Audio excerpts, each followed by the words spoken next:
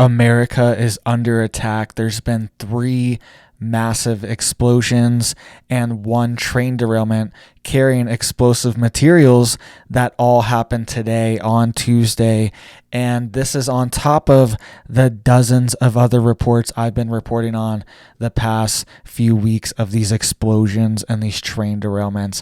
Things are happening. It seems like America is under attack, and the timing of this is very peculiar.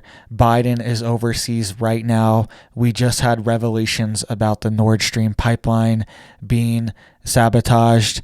And now we had this balloon gate going on. We had balloons flying over, blaming China for it. We have Russia saying that they are going to leave the nuclear arms treaty. All right, all these things are happening right now. Are we in a war already? Is the war escalating? And there's more explosions and factories being exploded and evacuation orders in the United States than there are overseas. Okay, there's more stuff going on here than it seems like there is overseas. This is nuts.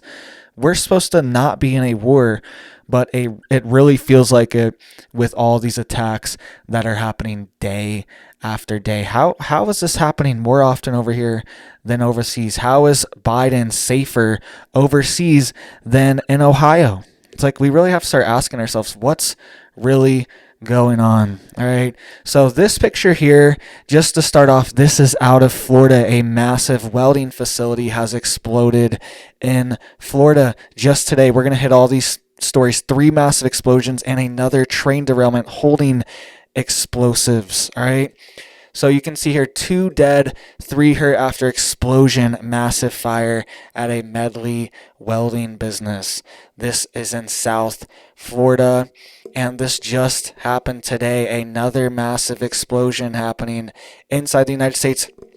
Florida just had multiple evacuation orders in the past week. If you've been watching all my videos, there was a massive renewable energy facility that caught on fire and it's been burning for a week, and it was causing evacuation orders.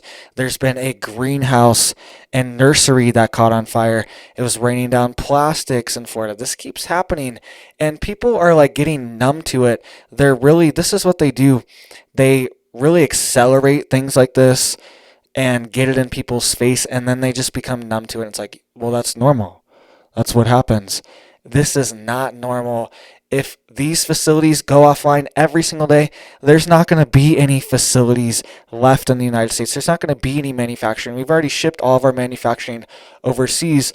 There's not going to be anything left. All right. Another one in West Virginia at a metal alloy plant, I believe. So it says fire departments respond to fire at plant in Fayetteville County, West Virginia. Just today, February 21st, another one in West Virginia, really not that far from Ohio and all these other events we've been talking about as well. If you saw my videos yesterday, multiple plants exploded in Ohio too, right near East Palestine. All right. This is getting out of hand. There's too many events to be called a coincidence. Something is going on.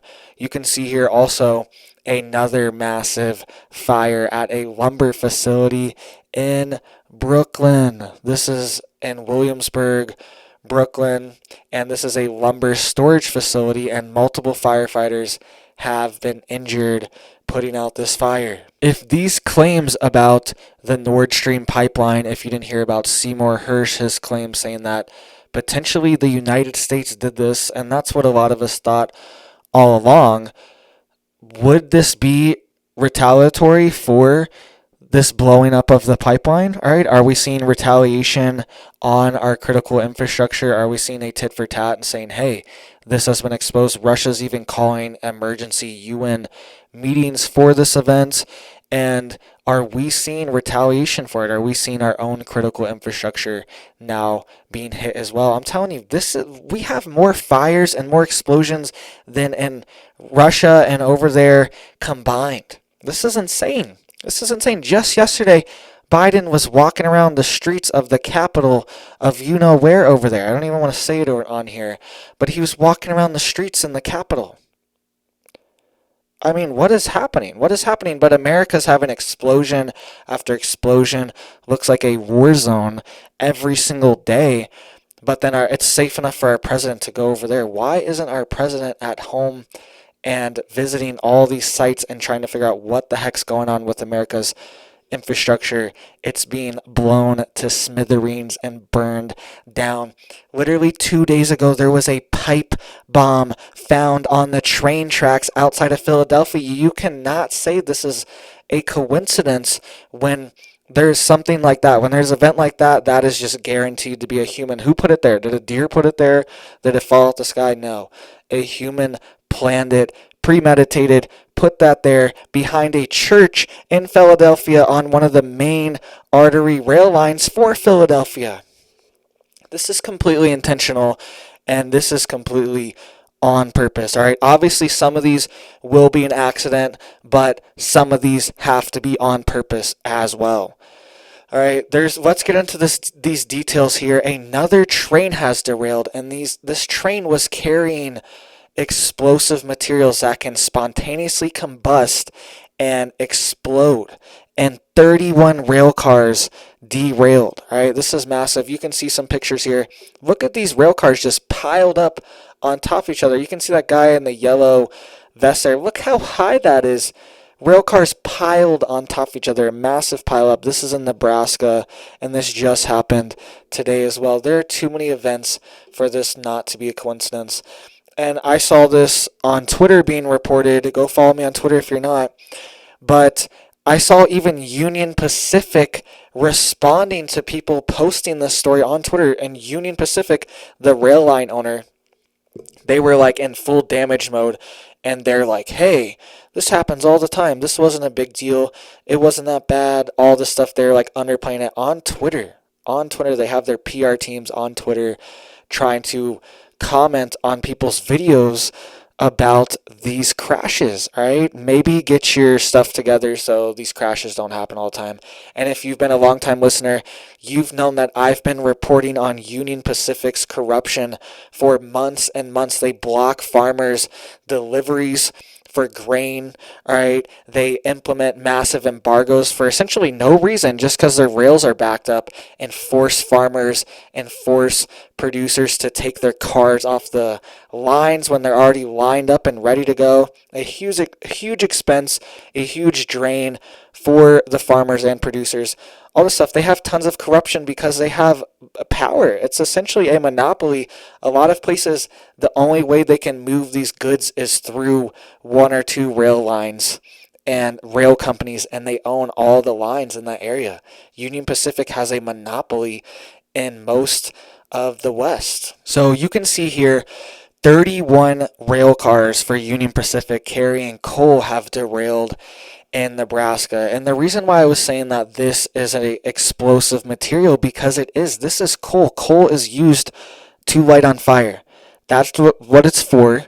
It's used in power plants, and that's its specific purpose, is its combustibility. All right, that's why we love coal, is because it's highly combustible, highly flammable. And just to back it up so nobody's like, hey, that's not right, here on CDC website, coal mine explosions happen all the time. And with a crash like this, the coal dust is all in the air. All right, it's a massive spill, a massive mixing of the coal and just getting it all in the air. And this could definitely be a explosive situation if there's some kind of sparks. And even this Ohio train, all right, it was on fire for 20 miles before it crashed. All right, apparently it had a bearing blowout. That's the story that they're going with. And that's definitely possible. Okay, I've actually had a situation with my trailer where the bearing actually caught on fire because of a bad bearing, and it blew out. And it's one of those things that actually could happen. But to go for 20 miles is very suspicious. And mix that with a highly flammable substance with this fire, and you could have a massive explosion once the train does crash. So it definitely seems like America is under attack. There could be foreign cells, domestic cells inside of America. America is wide open, and we really do not know who is inside of America.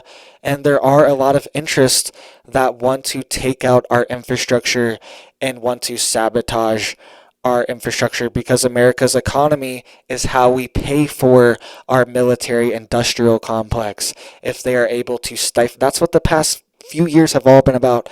If they are able to stifle America's economy and shut it down, then we can no longer fund our military industrial complex when we are on the verge of a massive war potentially with Russia and China. We're seeing escalation after escalation, and they are really priming us for something big.